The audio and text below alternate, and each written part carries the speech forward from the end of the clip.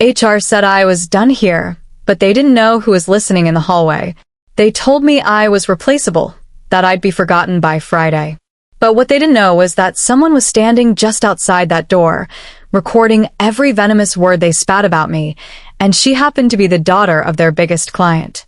I sat frozen across from Melissa Crane, watching her perfectly manicured fingers slide a termination letter across the polished conference table. The paper made a soft whisper against the wood, almost polite, as if it wasn't about to destroy my life. Behind her, Ethan Rourke leaned against the wall, arms crossed, wearing that sympathetic expression he'd perfected for uncomfortable moments.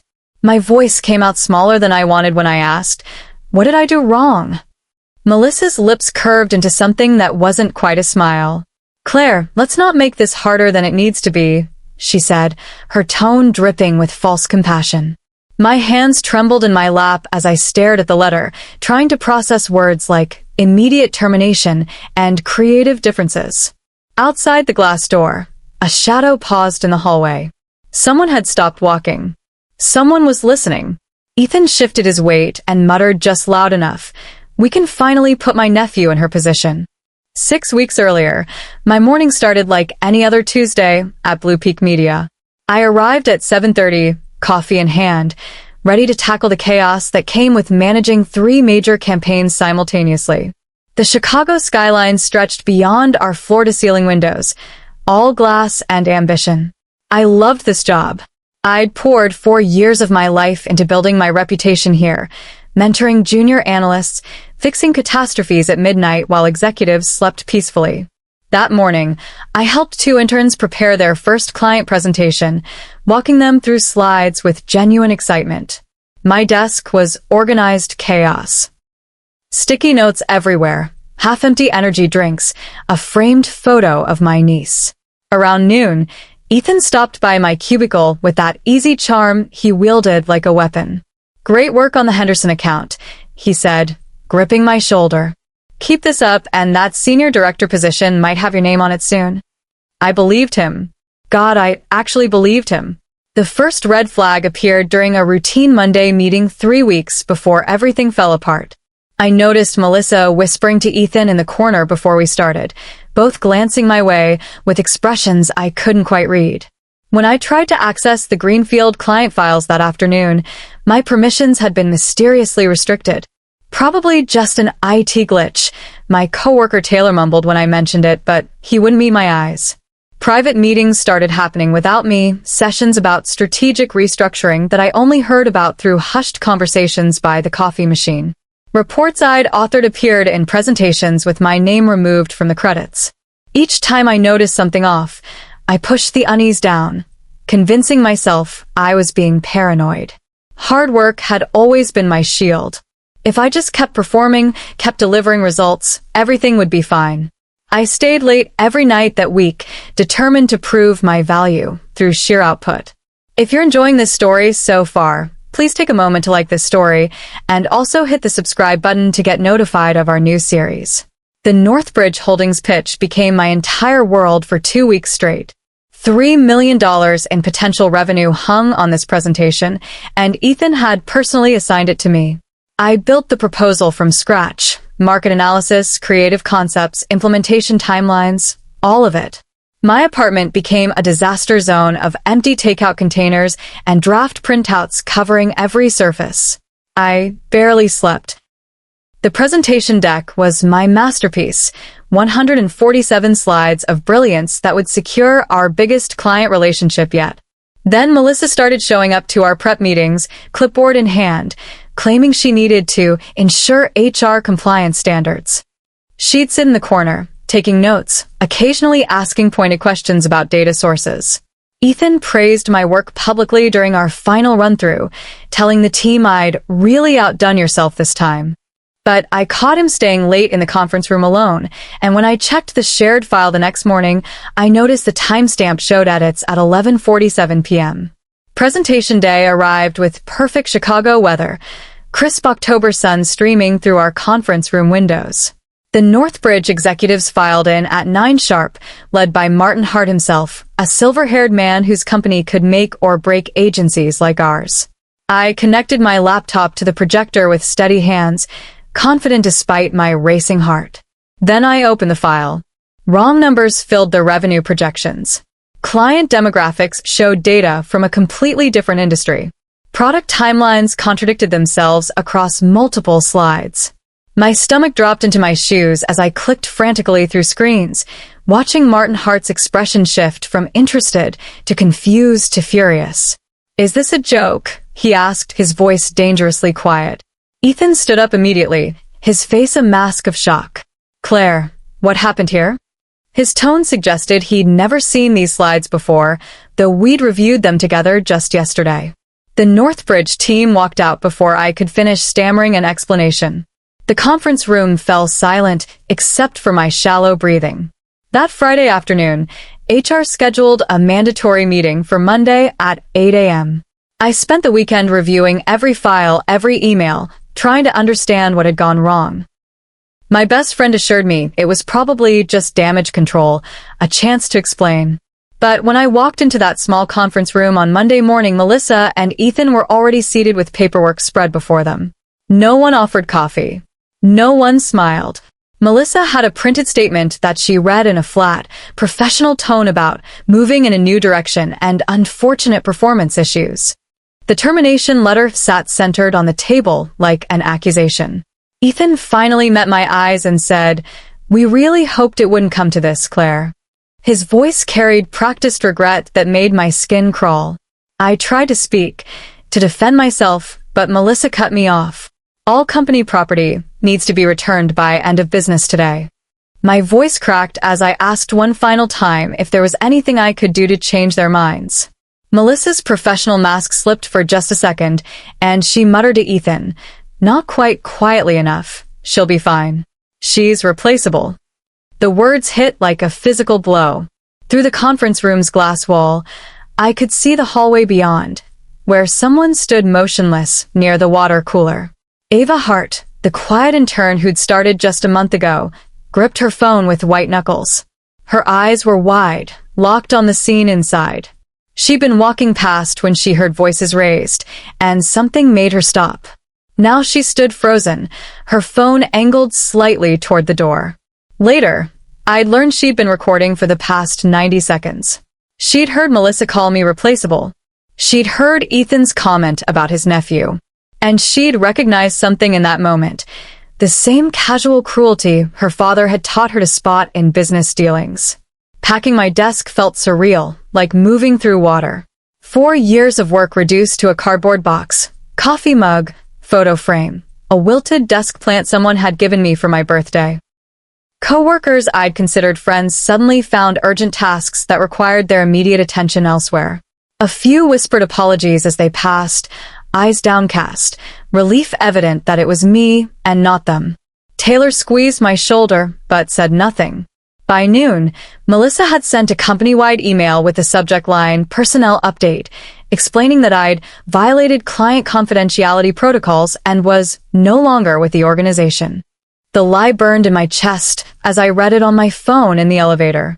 They weren't just firing me. They were destroying my reputation, ensuring no one would question my departure. I walked out of Blue Peak Media at 1:15 p.m., box in arms, into a Chicago afternoon that suddenly felt much colder. I had no plan, no next move, just a hollow feeling where my career used to be. For 2 days, I barely left my apartment. I ignored calls from concerned friends and stared at job boards without really seeing them. The humiliation kept replaying in my mind, Melissa's smirk, Ethan's fake sympathy, that email calling me unethical. Wednesday evening, my phone buzzed with a message from an unknown number. "You don't know me, but I heard what they did to you. We need to talk." My first instinct was to delete it, probably spam or worse. But something made me type back, "Who is this?" The response came within seconds. "My name is Ava Hart. I'm the intern from Blue Peak." Well, I quit yesterday. I recorded part of your termination meeting. You need to hear this. My heart stopped. An intern had witnessed my firing? Had evidence? I stared at my phone for a full minute before typing. "When can we meet?" Her reply was immediate. "Tomorrow." Cafe Lucia on Well Street. 10 a.m. Come alone. If this story is keeping you on the edge of your seat, don't forget to like and subscribe for more incredible tales of justice served cold. Cafe Lucia smelled like espresso and old books, tucked into a quiet corner away from the downtown bustle. Ava sat in the back booth, looking younger than I remembered, maybe 22, with nervous energy radiating from her bouncing knee. She slid her phone across the table, without preamble. "Listen," she said simply. I pressed play. Melissa's voice filled my ears through earbuds. "She'll be fine. She's replaceable." Then Ethan, clearer than I'd heard him in the room. "We can finally put my nephew in her position. Kyle's been asking for months." Melissa laughed, actually laughed. Her loyalty made this almost too easy. She never saw it coming. The recording continued for another minute, discussing how they'd managed the situation cleanly and covered all legal bases. When it ended, I sat in silence, my hands trembling around a coffee cup I didn't remember ordering. "Why are you helping me?" I finally asked. Ava's expression hardened. "Because my father taught me to recognize corruption when I see it." That night, I opened my laptop with new purpose. Before leaving Blue Peak, I'd backed up 4 years of work emails to my personal cloud storage, standard practice I'd never imagined would matter like this. Now I combed through thousands of messages, looking for patterns I'd missed while caught in daily chaos. Reports I'd authored showed edit timestamps at midnight, 2 a.m., hours when I'd been home sleeping. Ethan's account had modified files, changing data points and conclusions, always in ways that subtly undermined my work. A presentation I'd built for the Henderson account appeared in the files with strategic errors inserted into key slides, errors that had caused client concerns I'd been blamed for. Financial projections I'd never approved bore my name as author. Meeting notes I'd never written described conversations that never happened. The manipulation had been systematic, methodical, building a paper trail that painted me as careless and unreliable. I created a new folder on my desktop and began organizing everything chronologically. Evidence. That's what this was. Over the next week, I reached out to former Blue Peak employees whose departures had always seemed sudden and unexplained. Shannon, who'd worked in creative until last spring. Amanda from analytics, gone after 7 years. Keisha, who'd left accounting in tears. Each conversation revealed the same pattern. Women pushed out after manufactured conflicts with management, their reputations quietly shredded through carefully worded emails and whispered rumors. We met at Shannon's apartment on a rainy Saturday afternoon, 5 former employees sitting in a living room sharing stories that grew increasingly familiar. Melissa had been the executioner in every case, always with HR-approved language and airtight documentation. "She told me I wasn't a cultural fit anymore," Amanda said bitterly, stirring her tea. "After I reported Ethan's nephew for falsifying expense reports." The pieces were falling into place. We formed a quiet alliance that day, passing documents through encrypted emails, building a collective history of Blue Peak's toxicity. We weren't seeking revenge. We were gathering truth. Amanda sent me a spreadsheet late one Tuesday night with a subject line that made my breath catch. "Found this in my old files. Thought you should see." The Excel document showed 18 months of vendor payments to various consulting firms, totaling nearly $400,000. But when I cross-referenced the company names against legitimate business registries, half of them didn't exist. The payments went to LLC addresses that traced back to a single incorporation service, and one name appeared on multiple registrations. Kyle Rourke. Ethan's nephew. The fraud wasn't even subtle once you knew where to look. Consulting fees for projects that were never delivered, invoices with identical formatting despite supposedly coming from different companies, wire transfers to the same bank account regardless of which vendor was being paid.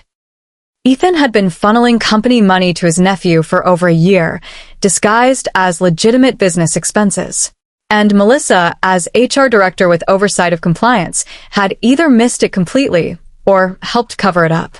I stared at that spreadsheet until 3 a.m., understanding that this changed everything. Ava called me the following morning sounding nervous and excited simultaneously. My father wants to meet you, she said. I told him what happened, showed him the recording. Claire, he's furious. Martin Hart. The CEO of Northbridge Holdings, the client whose pitch I'd supposedly sabotaged. My stomach twisted with anxiety and hope. We met at his downtown office that Thursday, in a conference room with a view that made Blue Peak's windows look like a joke. Martin was everything his reputation suggested, sharp, direct, and currently very angry. My daughter interned at your agency because I wanted her to see how boutique firms operate, he said, skipping pleasantries entirely. Instead, she witnessed corporate fraud and ethical violations that would make my legal team salivate. He leaned forward, elbows on the table. Ava played me that recording. I reviewed the pitch materials you actually prepared versus what we saw that day. Someone sabotaged your work, Ms. Mitchell, and I don't appreciate being used as a weapon against innocent employees. At Blue Peak, the atmosphere shifted like weather before a storm. Rumors started circulating that Northbridge was conducting a comprehensive review of all existing contracts and partnerships. Melissa's usual confidence developed cracks. I heard about it through Taylor, who still texted me updates despite the risk. She'd snapped at 3 people in one morning, micromanaging tasks she normally ignored. Ethan called emergency leadership meetings, his voice carrying through closed doors as he demanded explanations for how this client relationship deteriorated so rapidly. Department heads scrambled to compile reports justifying their work, terrified of becoming the scapegoat. Meanwhile, I sat in coffee shops with Martin Hart's legal counsel, a brilliant woman named Patricia who recorded our conversations with calm precision. We're not building a case against you, she assured me during our second meeting. We're building one against them. But we need to do this correctly, legally, following every protocol exactly. I provided documentation, explained timelines, connected dots between events that had seemed isolated when they happened. Justice, I was learning, required patience. This is getting intense. Make sure you're subscribed so you don't miss what happens next when the truth finally comes out. The anonymous whistleblower report landed in Blue Peak's general inbox on a Tuesday morning at 8:47 a.m. I know because Taylor screenshot the timestamp and sent it to me with 3 shocked face emojis. The email was detailed, methodical, professional, dates, names, attached PDF files showing financial irregularities and HR violations spanning 2 years. Every claim was documented with evidence. No accusations without proof. No emotional language, just facts presented in careful chronological order. Within an hour, the email had been forwarded to the executive team, the board of directors, and mysteriously 3 Chicago business journalists who'd been sniffing around corporate ethics stories. Melissa immediately called an emergency staff meeting, her face pale as she addressed the team. We're aware of false allegations being circulated, she announced, her voice too high. This is clearly a disgruntled former employee attempting to damage our reputation. But her hands shook holding the printed email. Ethan stood in the back, accusing eyes scanning faces, trying to identify the traitor in their midst. I was miles away, serene, sipping coffee.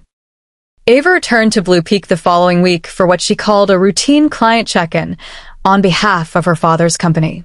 The entire office seemed to freeze when she walked through the doors, her professional smile perfectly calibrated. Taylor later described the scene like watching a predator enter a henhouse. Melissa rushed to greet her with aggressive hospitality, offering coffee, conference rooms, anything you need, absolutely anything. Ava accepted graciously, her smartwatch recording every word through an app I'd helped her configure. During the meeting, while Melissa droned on about renewed commitment to client satisfaction, Ava noticed something interesting.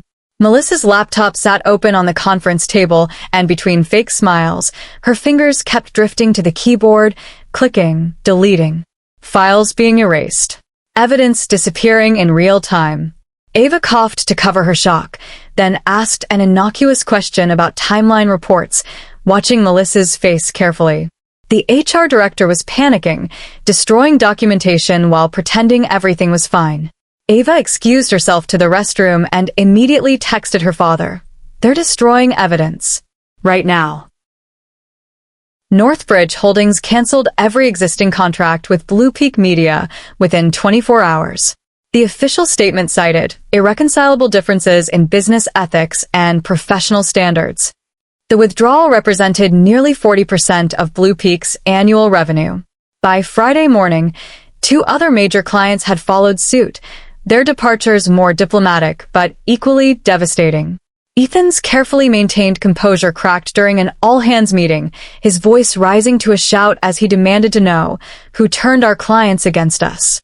Melissa stood beside him, her usual authority gone, actually wringing her hands while trying to explain that this is all a misunderstanding that legal can resolve. Half the staff submitted resignation letters that week, rats abandoning a ship everyone could now see was sinking. The gossip networks I still had access to painted a picture of complete chaos, screaming matches in executive offices, locked doors, suspicious looks everywhere. Blue Peak's pristine reputation was dissolving like sugar in rain, and everyone inside could feel the floor giving way beneath their feet. Martin Hart's phone call came on a quiet Monday afternoon while I was researching new job opportunities. Ms. Mitchell, he began without preamble, I'm launching a new marketing division under Northbridge Holdings. It's something I've been considering for years, and recent events have convinced me the time is now. I listened, barely breathing. I need someone to lead it, someone with integrity, talent, and the spine to stand up when things go wrong. Someone who got sabotaged but didn't respond with petty revenge, who built a legal case instead of a social media rant. He paused, letting that sink in. I'd like that person to be you. Director-level position, competitive salary, full benefits, and the budget to build something meaningful. My voice came out smaller than I intended. Mr. Hart, I don't know what to say. His chuckle was warm. Say yes, Claire. Come build something better than what they destroyed. I accepted, sitting in my apartment with tears streaming down my face, overwhelmed by the strange justice of landing somewhere better after falling so far. Blue Peak Media received notice of an internal audit the same week I started my new position. Federal investigators, responding to the anonymous whistleblower report, began reviewing financial documents and interviewing current and former employees. The evidence I'd preserved, through completely legal cooperation with Northbridge's counsel, confirmed a pattern of falsified invoices, fabricated vendor relationships, and systematic HR violations designed to protect executive corruption.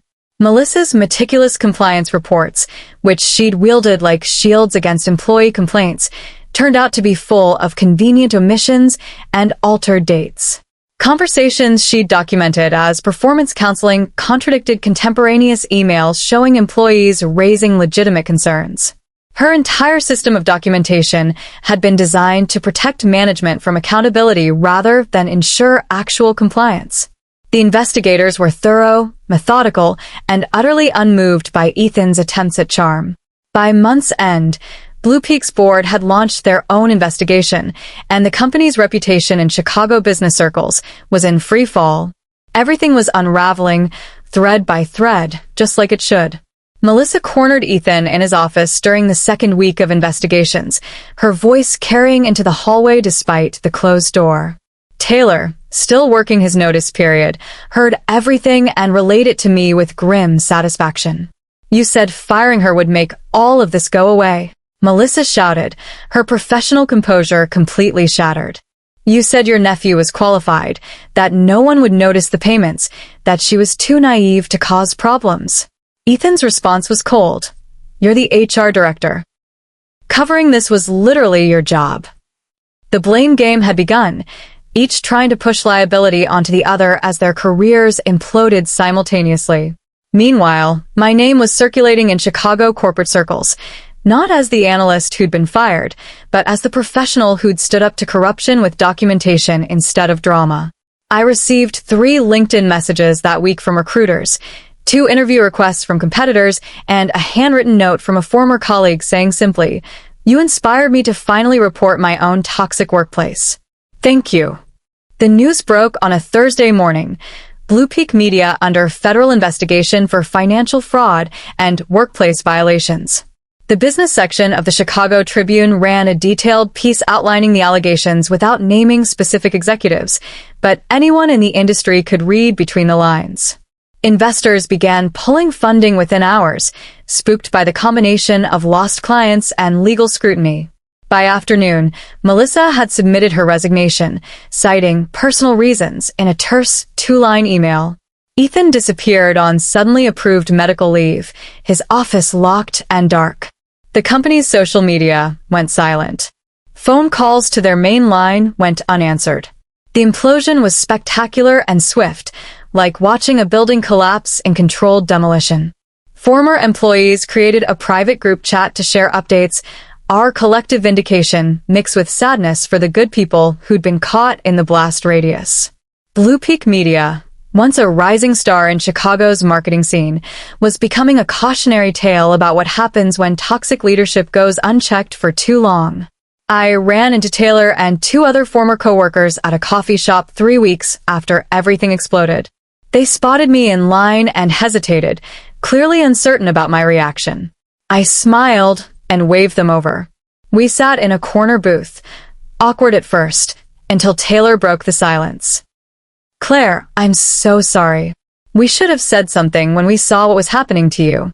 The other 2 nodded, shame evident in their expressions. I wrapped my hands around my latte, choosing my words carefully. You were protecting yourselves. I understand that. Toxic workplaces make everyone complicit through fear. We talked for over an hour, about the signs we'd all ignored, the small compromises that had seemed necessary, the relief of watching justice unfold even if it came too late to save careers already damaged. As we parted ways, Taylor asked what I'd learned from the whole nightmare. I considered the question seriously. That sometimes the best revenge isn't revenge at all, I said. It's just refusing to become what they accused you of being. The gala was a glittering affair, a fundraiser for small business development that Martin Hart hosted annually. He'd insisted I attend as his guest, introducing me to Chicago's business elite with genuine pride. This is Claire Mitchell, the new director of our marketing division, he'd say, and people would nod with recognition, not because of Blue Peak's collapse, but because word had spread about my work ethic and integrity. Ava found me near the silent auction tables, looking radiant in a navy dress. She raised her champagne glass in a toast, to doing the right thing the hard way. I clinked my glass against hers, grateful for the strange friendship that had emerged from disaster. Throughout the evening, I caught glimpses of my reflection in the venue's mirrored walls, confident posture, genuine smile, eyes that no longer carried the weight of constant anxiety. I looked like myself again, but stronger, better, at peace with how everything had unfolded, even the painful parts that had seemed unbearable while I lived through them. Justice had arrived slowly but thoroughly. 6 weeks into my new position, I had a client meeting that took me back to my old neighborhood. As I walked to the parking garage afterward, I passed the building that housed Blue Peak Media. The company sign was being removed from above the entrance, workers on scaffolding carefully detaching letters that had once gleamed with ambitious promise. The lobby inside looked dark, empty of the frantic energy that had defined my years there. I stood on the sidewalk for a moment, briefcase in hand, watching the last traces of Blue Peak disappear. A strange emotion washed over me.